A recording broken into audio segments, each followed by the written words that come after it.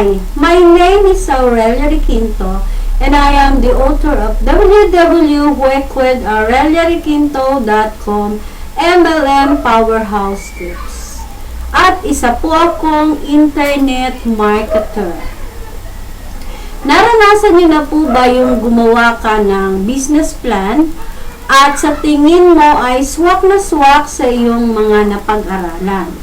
Pero may problema. Ang ginawa mong plano ay hanggang plano lang pala. Bakit nahihirapan kang i-execute ang ginawa mong plano? Nakaka-relate po ba? Kung ganon, may isi-share akong 5 paraan para ma-beat ito at tuloy-tuloy na paglago ng iyong business. Number 1, clear your vision and set a goal. Dapat mong malaman kung ano ba talaga ang gusto mong mangyari sa iyong buhay. Dalawa lang naman ang iyong pagpipilian. To go or not to go with your dreams. According to the book of Science of Getting Rich, before anything that you want to happen can happen, you have to have a desire that it will happen. You have to believe that it will happen. And you must expect it that it will happen. So remember the 3 things. You have to desire, to believe, and to expect. Kaya kailangang malinaw na malinaw ito sa isip mo. Heaven may fall, pero hindi magbabago ang gusto mong mangyari. Number 2 is, be committed on your plan. Success really depends on you alone. Kaya kapag hindi mo nakuha ang gusto mo, walang ibang ibig sabihin yan, kundi wala kang ibang sisisihin kundi ikaw lang. Dahil ikaw ang pinakamahalagang player sa iyong business, so take the responsibility for the action that you have done.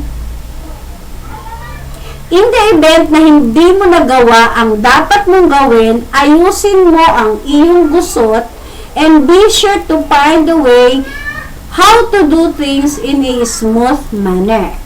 If plan A is difficult to handle, you should have plan B, C, D, and many more. Number 3, observe your progress on a daily basis.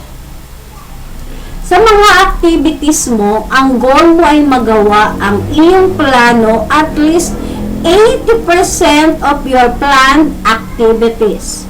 Monitor it daily, have a chart, and put a check dun sa mga nagawa mo. Dahil dito, maiiwasan mo ang pagliban ng iyong trabaho or sa English, ito ay tinatawag na procrastination. Parang ganito, may isang lalaki na hanggang 6 na buwan na lang ang itatagal niya. Kaya nag-isip siya ng isang project activity na kailangan niyang matapos sa looban ng 6 na buwan. Kaya wala siyang inaksayang oras. Hanggat kaya niyang magtrabaho, nagtratrabaho siya.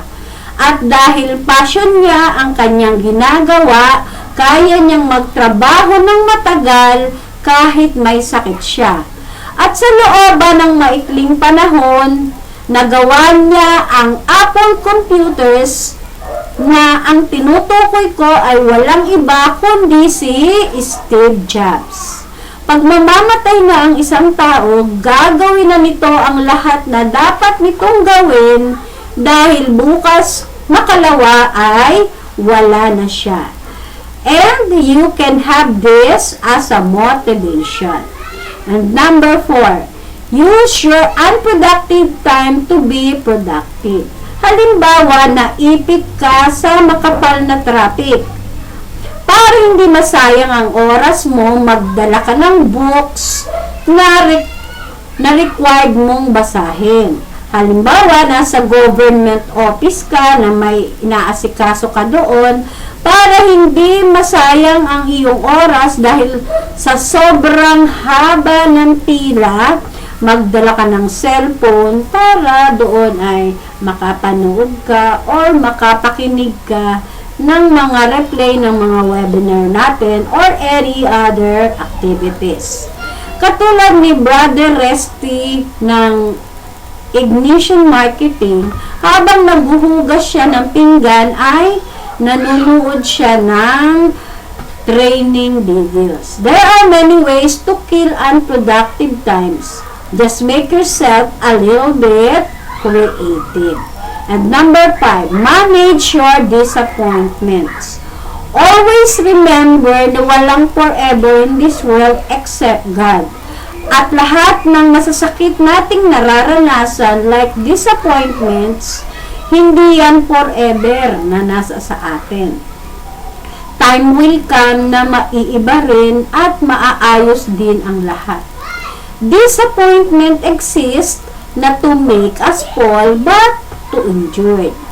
Disappointment exists not to make us sad, but to discover the inner peace in times of trouble. Disappointment exists not to degrade us, but to learn lesson from it to become a better person.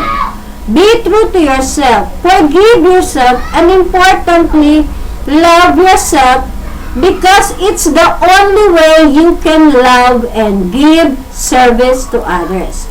Kung may natutunan po kayo sa article ko, please do like, share, at kung may tanong po kayo, isulat niyo lang po dyan sa comment section. Thank you for viewing and God bless.